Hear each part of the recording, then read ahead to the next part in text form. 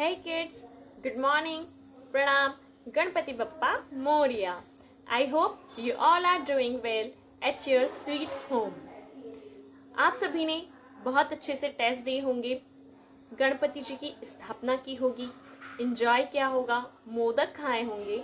हमने भी स्कूल में गणपति जी की स्थापना की और आप सभी को बहुत मिस किया क्योंकि हर त्यौहार आप प्यारे बच्चों के बिना हमारे लिए अधूरा है। आप सभी हमारे लिए चार्म हैं। So students, we all are miss you so much. In our previous lecture, I delivered you the third chapter of your Beehive book, The Little Girl. And today, I am going to deliver you the poem of that chapter. And the name of the poem is The Rain on the Roof. Each from the name, you can recognize that what is the poem about. The poem is about the rain. And rain on the roof. छतों पर गिरने वाली बारिश. So let's begin.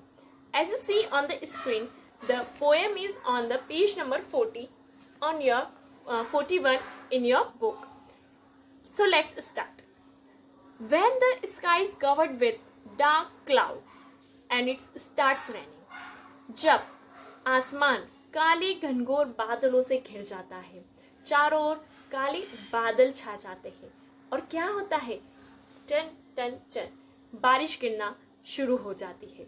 Have you ever listened to the patter of soft rain on the roof? क्या कभी आपने उन बारिश की बूंदों को गिरते हुए महसूस किया है? आपने सुना है? What thoughts flash through your mind? कौन सी थॉट्स, कौन सी भावनाएं तब आपके मन में आती हैं? आप क्या सोचते हैं? आपके माइंड में क्या आता है? As you hear this melody of nature, क्या आपने प्रकृति की उन मेलोडीज, उस संगीत को सुना है, महसूस किया है? Read the poem to find out.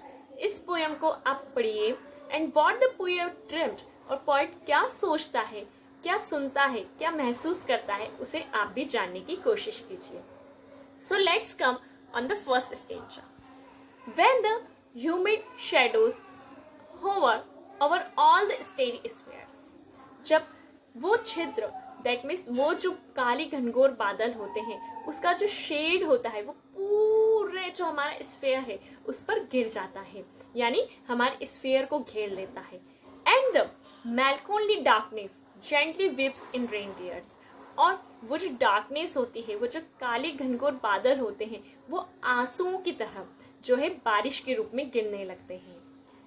What a bliss to praise the pillow of a cottage clamber bed and the listening to the patter of the soft rain overhead. ऐसे ही अपने घरों में, अपने कॉटेज में, अपनी झोपड़ी में बैठे हुए, हम लेटे हुए, पिलो हमारे पास में लेकर के और उन गिरने वाली बारिश की बूंदों को महसूस करते हैं. उनकी जो सॉफ्टनेस होती है उसको हम हमारे मन में सोचते हैं कि वो कैसी लग रही है, उसे महसूस करना, उसे फील करना. In the second stanza, every tinkle on the shingle has an echo in the heart. हर वो गिरने वाली बूंद, उसका साउंड, उसका म्यूजिक हमारे दिलों में एक अलग तरह की गूंज पैदा कर देता है. And a thousand dreamy fancies into busy being start. और हजारों स्वप्न दोष, जिसे हम कहते हैं कि सपने जो होते हैं वो दोष होते हैं, ऐसे हजारों सपने जो हैं हमारे अंदर आना शुरू हो जाते हैं, महसूस होना शुरू हो जाते हैं. And a thousand recollection when their ear thread into woof. और वो हजारों भावनाएं हमारे उस एटमॉस्फेयर में गूंजती रहती है, उन सारी मेमोरीज को हम रिकलेक्ट करते हैं. As I listen to the patter of the rain upon the roof. और ऐसा पोएट कहना चाहता है कि मेरे साथ होता है जब मैं उस गिरने वाली बारिश की बूंदों को महसूस करता हूँ. In the third stanza, now in memory comes my mother. और उसी समय मेरे दिल में, मेरी फीलिंग्स में, मेरे माइंड में मेरी मदर आती है, मेरी माँ आती है. As she used in years ago, जो बहुत सालों पहले थी, जिन्हें मैं खो चुका हूँ, जो चली जा चुकी हैं. To regard the darling dreams, ever she left them till the dawn.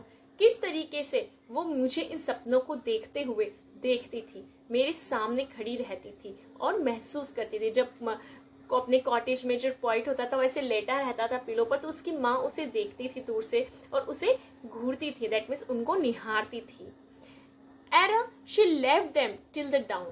जैसे कि वो सारी चीज़ें जो हैं नीचे की तरफ झुक चुकी हैं, अब वो चीज़ें नहीं हैं। Oh, I feel her fond look on me. मुझे महसूस होता था कि वो मुझे देख रही हैं, मैं उस चीज़ को महसूस कर सकता हूँ।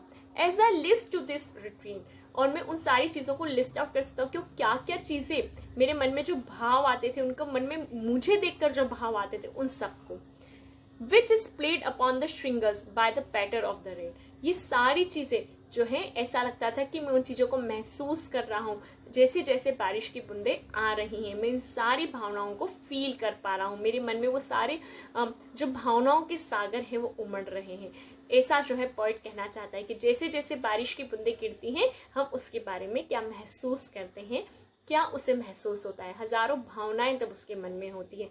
आपकी जो है पोएम है, ये लिखी है कॉटेज किनी ने। इंग्लैंड के एक बहुत अच्छे पोएट है जो पोइट्री लिखते हैं।